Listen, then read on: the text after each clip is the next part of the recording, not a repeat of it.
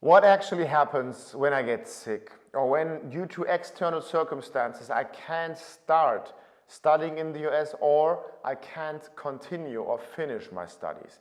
In this video I want to give you the full picture, looking at both scenarios. First, the scenario, what happens if for some reason you cannot or don't want to, or whatever happens, you cannot start for the semester that you intended to start your studies as an international student in the United States.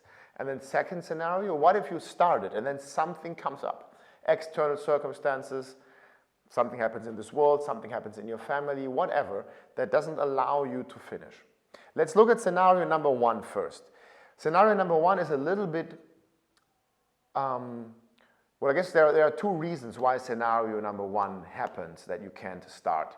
Either because something happens, let's say, to your health or in your family that really requires you to stay at home, not board a train, and not board the plane most of the time, not the train, for you to start your journey to the United States.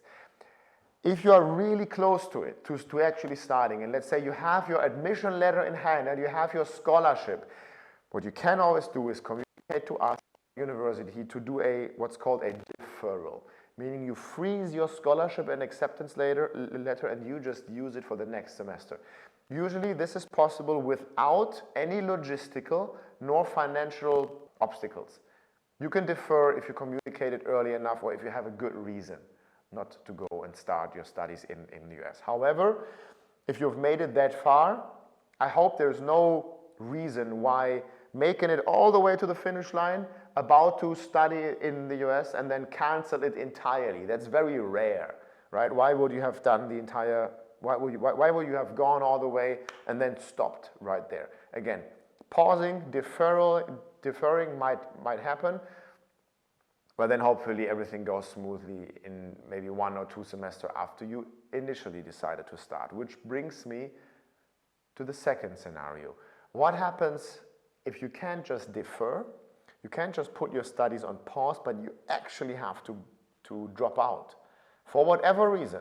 Dropping out usually causes for students to leave the United States and go back home or go to another country and continue their studies there. And then also many students ask us, what happens to my credit that I have already accumulated, my college credit?